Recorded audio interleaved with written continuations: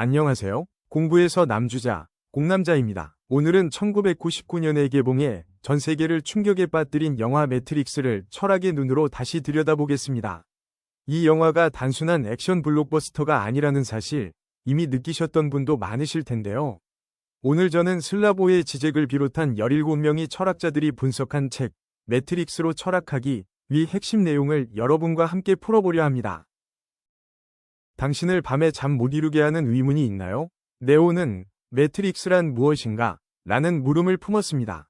약 2400년 전에 똑같은 종류의 가시를 품고 살았던 사람이 있었습니다. 바로 소크라테스입니다. 그의 가시는 올바른 알미란 무엇인가? 였습니다.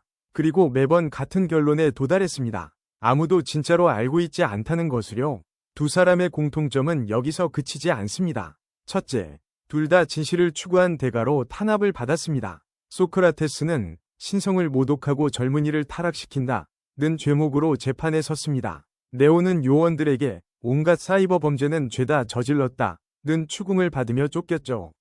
둘째, 둘 다 예언자의 신탁이 여정의 불씨가 되었습니다. 소크라테스가 델피 신전으로부터 소크라테스보다 더 현명한 사람은 없다 는 신탁을 받고 자신의 사명을 깨달았다면 네오는 매트릭스 내의 오라클을 만나 자신의 운명을 인식하게 됩니다. 셋째, 가장 핵심적인 공통점.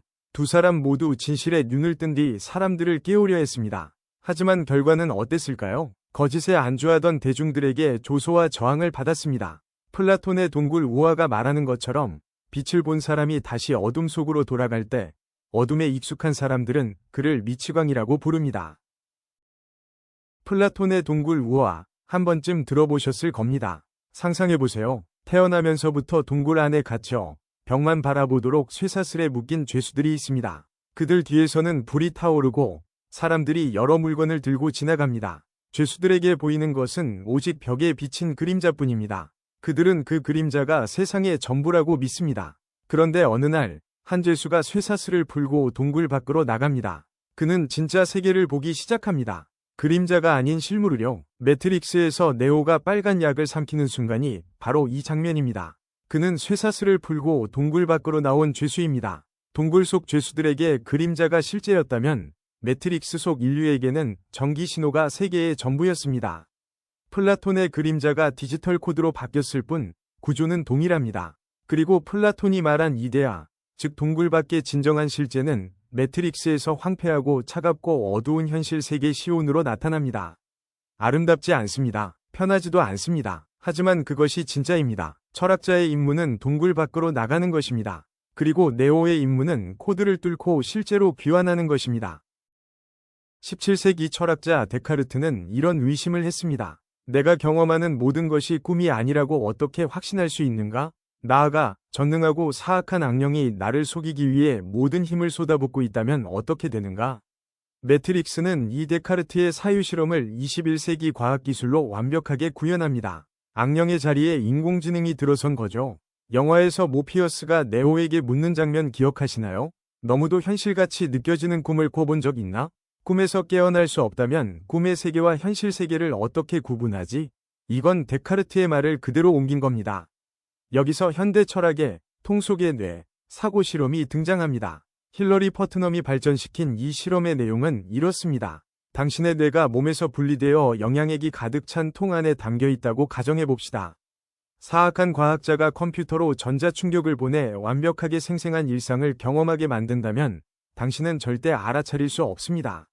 네오가 분홍색 고치 안에 갇힌 수백만 인간들을 목격하는 장면이 바로 이 사고 실험의 시각화입니다. 자, 그렇다면 데카르트의 결론은 무엇이었을까요? 나는 생각한다. 고로 존재한다. 설령 모든 게 환상이더라도 지금 이것을 의심하고 있는 나만큼은 존재한다는 것. 이것이 회의주의의 끝에서 건져낸 유일한 확실성입니다. 행복한 거짓과 비참한 진실 중 무엇을 택하겠습니까? 영화 속 사이퍼가 요원 스미스와 레스토랑에서 스테이크를 먹는 장면, 기억하시죠? 그는 나는 이게 진짜가 아닌 줄 알아. 하지만 먹을 때는 진짜라고 믿고 싶어. 라고 했습니다. 이건 단순한 배신자의 변명이 아닙니다. 철학적으로는 매우 정직한 고백입니다. 조지 버클리의 경험론적 명제, 지각되는 것은 존재하는 것이다를 떠올려 보세요. 뇌가 진짜라고 느낀다면 과연 그게 가짜라고 단언할 수 있을까요? 로버트 노지크의 경험 기계, 사고 실험도 같은 질문을 합니다. 모든 행복을 완벽하게 시뮬레이션해주는 기계가 있다면 당신은 접속하겠습니까? 노지크는 대부분의 사람이 거부할 것이라 봤습니다. 왜냐하면 인간은 단순히 경험을 갖는 것을 넘어 직접 무언가를 행위하고 싶어하고 진정한 실제와 연결되길 원하기 때문입니다. 그렇다면 빨간 약을 선택하는 것은 어떤 의미일까요? 도스토옙스키의 지하로부터의 수기에 등장하는 지하 생활자는 완벽하고 이성적인 유토피아를 거부합니다. 그는 자신의 자유를 증명하기 위해 스스로 고통을 선택합니다. 사르트르의 실존주의는 여기서 한 발 더 나아갑니다. 실존은 본질에 앞선다. 우리는 정해진 프로그램대로 사는 배터리가 아니라 선택을 통해 스스로를 만들어가는 실존적 주체입니다. 빨간 약을 먹는 것은 자기 기만에서 벗어나 고통스럽지만 주체적인 나로서의 삶을 선택하는 행위입니다. 사르트르가 말한 본래성 위 실천이죠. 영화 초반, 네오의 책상 위에 책 한 권이 놓여 있습니다. 속을 파내어 디스크를 숨겨두는 용도로 쓰는 그 책의 제목은 장 보드리아르의 시뮬라크르와 시뮬라시옹입니다. 워쇼스키 감독은 배우들에게 촬영 전 이 책을 반드시 읽으라고 요구했습니다. 보드리아르는 이런 비유를 듭니다. 어느 거대한 제국이 있었습니다. 그 제국의 지도 제작자들은 너무나 정교한 지도를 만든 나머지 지도가 영토 전체를 완벽하게 덮어버렸습니다. 세월이 흘러 제국이 사라지자 남은 것은 영토가 아니라 지도뿐이었습니다. 사람들은 영토 없는 지도 위에서 살아가게 되었습니다. 보드리아르는 말합니다. 현대사회가 바로 그 상태라고. 우리는 더 이상 실제를 경험하지 않습니다. 미디어, 광고, 소셜미디어, 브랜드 이미지가 만들어낸 복제물, 즉 시뮬라크르가 현실을 완전히 덮어버렸습니다. 원본 없는 복제가 오히려 원본보다 더 실제처럼 느껴지는 세계. 그것이 그가 말한 초실제입니다. 매트릭스는 영토인 현실을 완전히 덮어버린 지도, 즉 시뮬라크르의 완벽한 구현입니다. 매트릭스 밖의 황폐한 현실이 바로 보드리아르가 말한 진짜 세계입니다. 네오가 매트릭스에서 깨어나는 장면을 다시 떠올려 보세요. 그는 분홍빛 고치 안에 웅크린 채 수많은 관에 연결된 자신을 발견합니다. 그와 똑같은 고치가 끝없이 펼쳐져 있습니다. 수백만 명의 인간이 AI 기계에게 에너지를 공급하는 살아있는 배터리로 사용되고 있습니다. 이 장면을 보고 칼 마르크스를 떠올리지 않는다면 오히려 이상한 일입니다. 마르크스가 말한 소외의 개념을 기억하시나요? 노동자는 자신이 만든 생산물로부터, 자신의 노동행위로부터, 그리고 궁극적으로는 자기 자신으로부터 분리됩니다. 매트릭스 안의 인간은 에너지원으로 착취당하고 그 사실을 인식조차 못하도록 달콤한 환상, 즉 매트릭스가 제공됩니다. 그리고 여기서 지적이 끼어듭니다. 이것이 단지 영화 속 AI의 이야기가 아니라고. 후기 자본주의 사회에서 우리는 이미 이 구조 안에 살고 있다고. 시스템은 착취를 은폐하기 위해 소비문화라는 달콤한 환상을 제공합니다. 우리는 자유롭게 소비한다고 느끼지만 사실은 시스템을 유지하는 연료가 됩니다. 그런데 슬라보의 지적은 여기서 한 걸음 더 나아갑니다. 지적은 말합니다. 우리가 매트릭스에 갇힌 게 아니라 우리가 매트릭스를 필요로 하는 것이라고.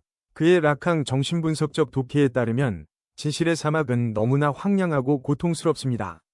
우리는 그 트라우마를 피하기 위해 스스로 환상이라는 방어 기제를 작동시킵니다. 매트릭스는 우리의 리비도를 위한 스크린이다. 즉, 매트릭스의 해체에서 더 나아가 우리가 왜 그 환상을 욕망하는지 그 구조 자체를 들여다봐야 한다는 것이 지적의 주장입니다. 오라클의 대기실에서 어린 소년이 숟가락을 자유자재로 구부리고 있습니다. 네오가 따라 해보려 하자 소년이 조용히 말합니다. 숟가락을 구부리려 하지 마라. 그건 불가능하다. 그저 진실을 깨달아라. 숟가락이 없다는 진실을. 이 짧은 대사 하나에 2500년 불교 철학이 담겨 있습니다. 불교의 핵심 개념 중 하나가 바로 산스크리트어로 수냐타입니다. 세상에 고정된 실체, 변하지 않는 본질이란 없다는 것이죠. 우리가 숟가락이라고 부르는 것도, 나라고 부르는 것도 사실은 인연과 조건에 의해 잠시 모양을 갖춘 마음의 투영일 뿐입니다. 네오가 매트릭스 안에서 총알을 멈추고 코드를 자유자재로 조작하게 되는 것도 같은 원리입니다. 그가 특별한 초능력을 얻은 것이 아닙니다. 세계가 물리적 실체가 아니라 정보, 즉 마음의 구조물임을 깨달았기 때문입니다. 구부려야 할 숟가락이 처음부터 없었던 거죠. 이것은 유식 불교 사상과도 맞닿아 있습니다. 모든 것은 식, 즉 위식이 만들어낸 것이라는 관점입니다. 매트릭스는 그 명제를 디지털 코드로 번역한 셈입니다. 그렇다면 네오는 결국 누구입니까? 영화는 의도적으로 이 질문을 하나의 답으로 닫지 않습니다. 세계의 전혀 다른 철학적 종교적 전통이 모두 네오에게서 자신의 얼굴을 발견합니다. 먼저 기독교적 독해입니다. 네오는 죽고 부활합니다. 그의 방 번호는 303호, 즉 부활을 상징하는 숫자입니다. 그리고 네오의 철자를 재배열하면 1이 됩니다. 그는 인류를 구원하기 위해 보내진 메시아입니다. 불교적으로 보면 네오는 매트릭스에서 탈출한 뒤 다시 그 안으로 돌아갑니다. 이것은 보살의 서원과 정확히 일치합니다. 깨달음을 얻었음에도 고통받는 중생을 위해 세상으로 다시 내려오는 자, 혼자만의 해탈을 거부하는 자입니다. 그리고 칸트적 독해는 조금 다릅니다. 칸트적으로 보면 네오는 초능력자가 아니라 도덕적 교사입니다. 그는 특별히 선택받은 존재라서 세상을 구하는 것이 아닙니다. 우리 모두가 선택을 통해 스스로를 구원할 수 있음을 몸소 보여주는 예시, 하나의 신뢰입니다. 메시아인가, 보살인가, 도덕적 인간인가, 어떤 해석을 선택하느냐에 따라 여러분이 믿는 자유와 구원의 방식이 달라집니다. 오라클이 네오에게 건네는 말 중에 가장 철학적으로 강렬한 대사가 있습니다. 너는 선택하러 온 게 아니야. 선택은 이미 했어. 너는 그 선택을 한 이유를 이해하러 온 거야. 여기서 철학의 오래된 논쟁이 등장합니다. 결정론과 자유의지의 문제입니다. 한쪽에는 결정론이 있습니다. 세상의 모든 사건은 이전 원인의 결과이며 인간의 선택도 예외가 아니라는 입장입니다. 오라클이 미래를 알고 있다는 설정 자체가 이 결정론적 세계관을 반영합니다. 반대쪽에는 자유의지론이 있습니다. 인간은 원인의 사슬을 끊고 진정으로 새로운 선택을 할 수 있다는 입장이죠. 매트릭스가 택하는 입장은 이 둘의 중간, 바로 양립 가능론입니다. 선택이 이미 정해져 있더라도 그 선택을 한 이유를 깊이 이해하고 자신의 것으로 받아들이는 것, 그것이 진정한 자유라는 겁니다. 무작위로 아무렇게나 행동하는 것이 자유가 아닙니다. 자신이 왜 그 선택을 했는지를 아는 것, 그 인식 자체가 자유입니다. 기계도 영혼을 가질 수 있는가? 스미스 요원을 떠올려 보세요. 그는 분노합니다. 혐오합니다. 집착합니다. 단순한 프로그램이라고 보기에는 너무 풍부한 내면이 있습니다. 반대로 오라클은 자비를 베풀고 선택을 존중하며 거짓말도 합니다. 목적을 위한 선의의 거짓말을요. 이들은 살아있는 것일까요? 철학은 두 가지 입장을 제시합니다. 먼저 유물론입니다. 마음이란 결국 정보 처리 과정에 불과하다는 입장입니다. 인간의 뇌가 탄소 기반의 신경망이라면 AI의 CPU는 실리콘 기반의 연산망입니다. 기질이 다를 뿐 본질적인 차이는 없다는 거죠. 이 관점에서라면 스미스와 오라클은 인간과 다르지 않습니다. 반대편에는 기능주의가 있습니다. 위식이란 특정 물질에 깃드는 것이 아니라 특정 기능과 관계의 패턴에서 발생한다는 입장입니다. 분노하고 판단하고 자비를 베푸는 기능을 수행한다면 그것이 위식이 아닐 이유가 없다는 거죠. 매트릭스가 1999년에 던진 이 질문은 현재를 살아가는 우리에게 더 이상 영화 속 이야기가 아닙니다. 어둠 속에서 전화벨이 울립니다. 그리고 트리니티의 목소리가 들립니다. 깨어나, 네오. 이 한마디가 영화 전체의 철학적 메시지를 압축하고 있습니다. 소크라테스는 아테네 사람들에게 말했습니다. 당신들은 지금 무지의 잠 속에 있다고. 그는 끊임없이 질문을 던지며 사람들을 흔들어 깨우려 했습니다. 그리고 그 대가로 독배를 마셨죠. 데카르트는 모든 것을 위심하는 것에서 철학을 시작했습니다. 위심하는 행위 자체가 곧 깨어있음의 증거였습니다. 사르트르는 말했습니다. 자기 기만 속에 안주하지 말라고. 우리는 매 순간 선택을 통해 스스로를 만들어가는 존재라고.